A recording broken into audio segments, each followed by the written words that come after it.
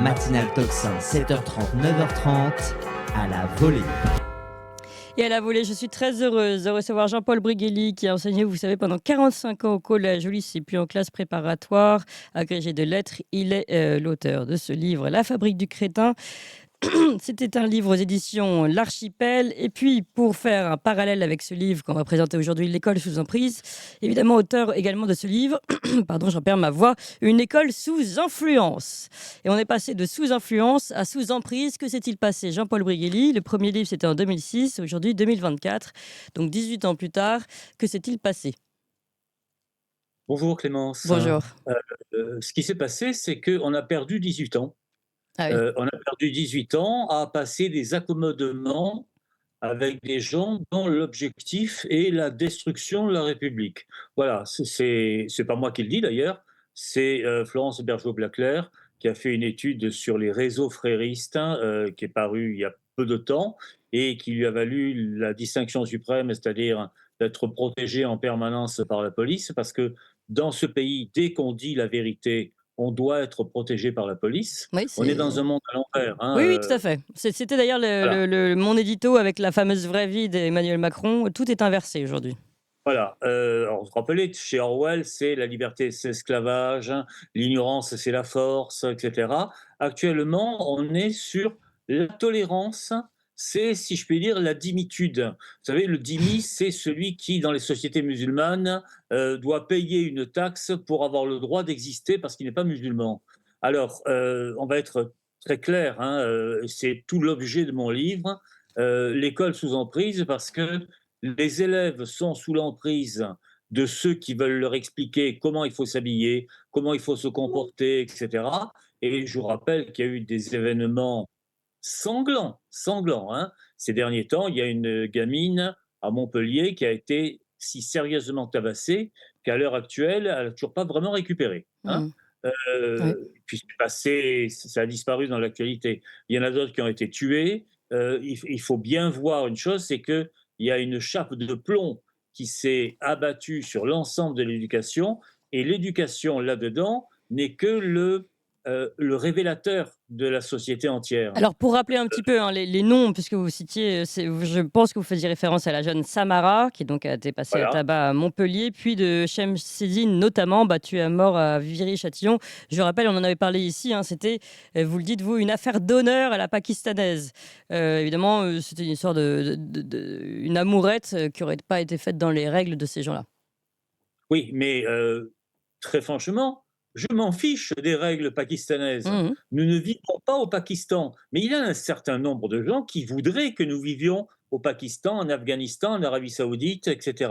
Alors, il faut être très clair, il y a des avancées notoires du fondamentalisme religieux dans l'école qui, malheureusement, sont relayées par un certain nombre d'enseignants au nom de, alors dans l'ordre, ne pas faire de vagues, Ouais. respecter les différences de comportement, respecter les croyances.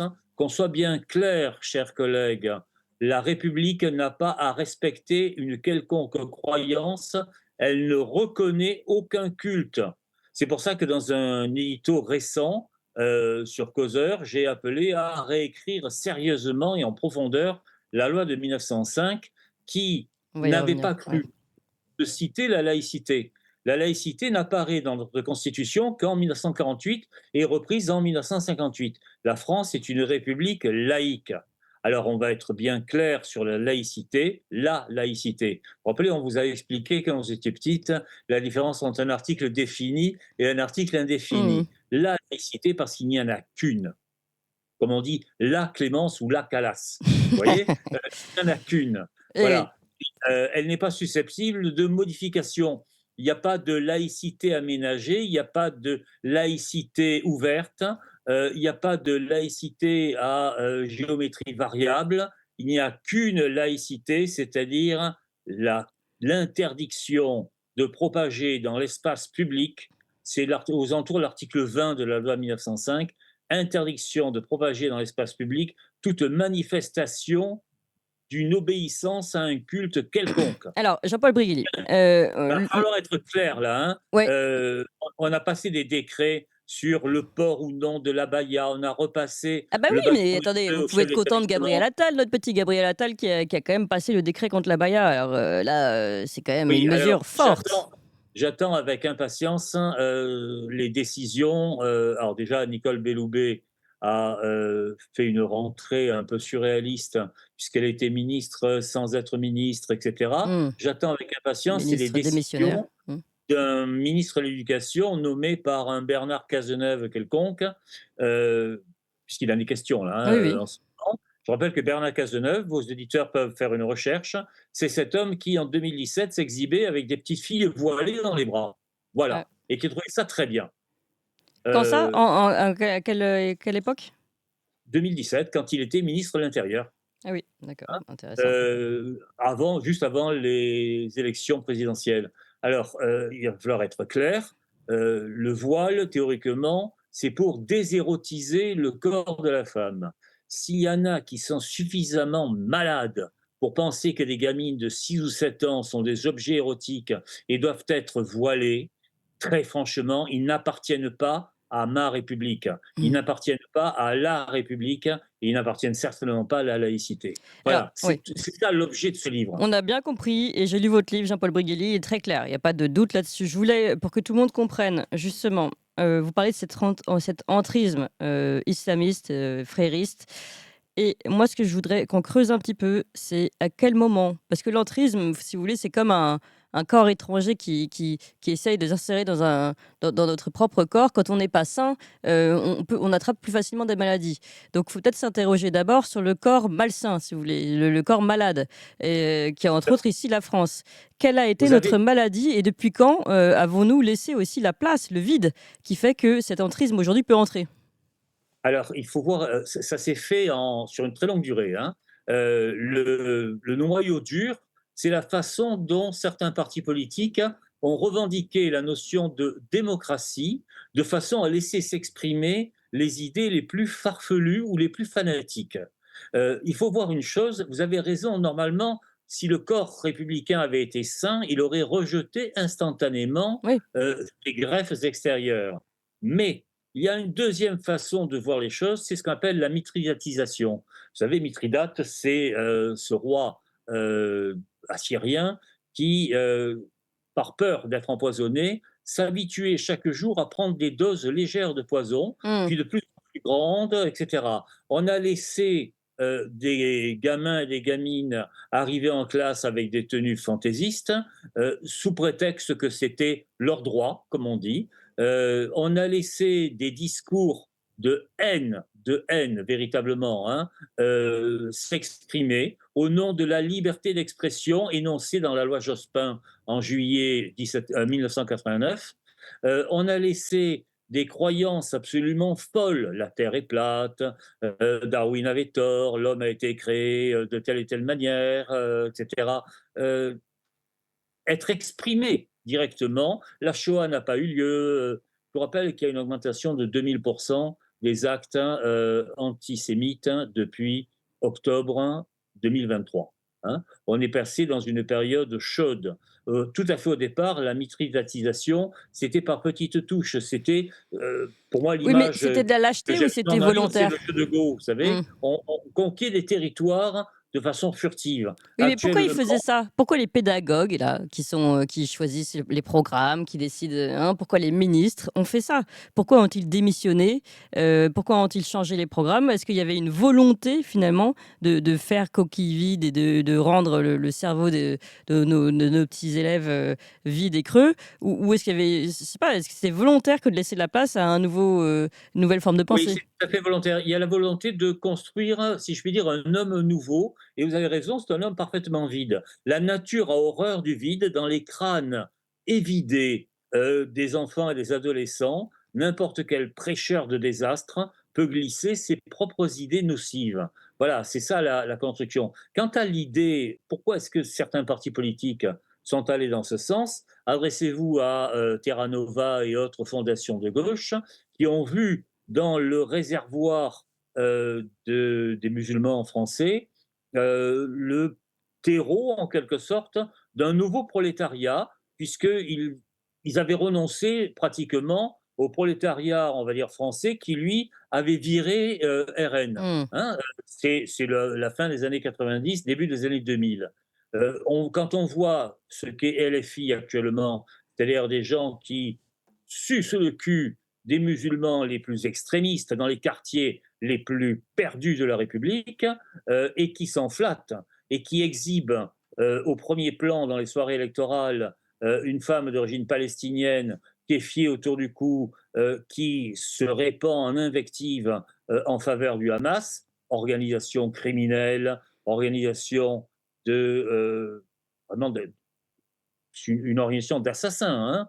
Hein. Alors, il faudrait être bien clair, les gens qui s'associent à LFI sont des criminels par association. LFI est une bande de racistes qui ont repris d'ailleurs un racisme anti-juif très ancien à gauche. Hein. Vous le trouviez même chez Mais oui, mais ce que je veux Jean dire, c'est qu'on n'a Jaurès. pas attendu LFI et les dernières élections pour ni ce qui se passe à Gaza pour avoir ce qui se passe, comme vous l'avez dit, sur la loi sur le voile en 1989, etc. Il y a eu un abandon. J'aimerais bien qu'on revienne là-dessus. Il y a eu un abandon de l'élite de ce qui fait la France et qui permet aujourd'hui l'entrisme de tout et n'importe quoi. Là, je pense que sur Et, le constat, on est d'accord. Mais je voudrais qu'on et le revienne rap- sur cette histoire d'abandon. Est-ce volontaire ou pas? Je crois que vous en parlez aussi dans La Fabrique du crétin. Euh, Pourquoi on en est là aujourd'hui? Clairement, les conséquences, on est d'accord, mais comment on y est arrivé et qui sont les vrais responsables? LFI, ce sont les entristes Alors, d'aujourd'hui. je raconte précisément dans mon livre l'affaire de Creil. L'affaire de Creil, c'est octobre 1989. Deux gamines arrivent voilées au collège de Creil. Le ministre Lionel Jospin, au lieu de prendre un décret, ça lui aurait pris 3 minutes sur un coin de table, hein, passe le bâton merdeux au Conseil d'État qui va mettre des années avant de se déterminer. Jospin lui-même a cette déclaration sublime: qu'est-ce que vous voulez que ça me fasse à moi que la France islamise? C'est derrière, hein, il faut regarder un peu l'histoire personnelle de tous ces gens-là, que ce soit Jospin, que ce soit Mélenchon, ce sont des trotskistes. Les trotskistes ont depuis toujours, c'est ce qui les opposait à Staline, hein, abandonné l'idée nationale pour une idée internationale. Euh, Prolétaires de tous les pays, unissez-vous. Vous voyez, c'est ça l'idée. Donc, ils vont aller chercher des causes extérieures à la France. Dieu sait que Gaza, c'est infiniment extérieur à la France. Mhm. Et de surcroît, les Gazaouis doivent rigoler profondément quand ils voient ce que sont les musulmans français, hein, tellement l'écart est monstrueux entre eux, mais ils en profitent. Hein. Je rappelle que le Hamas est une émanation des frères musulmans. Florence Bergeau-Blaclair a analysé de façon très claire la façon dont l'Europe, l'année dernière, a donné près de 45 millions d'euros à des organisations soi-disant culturelles, soi-disant défenseurs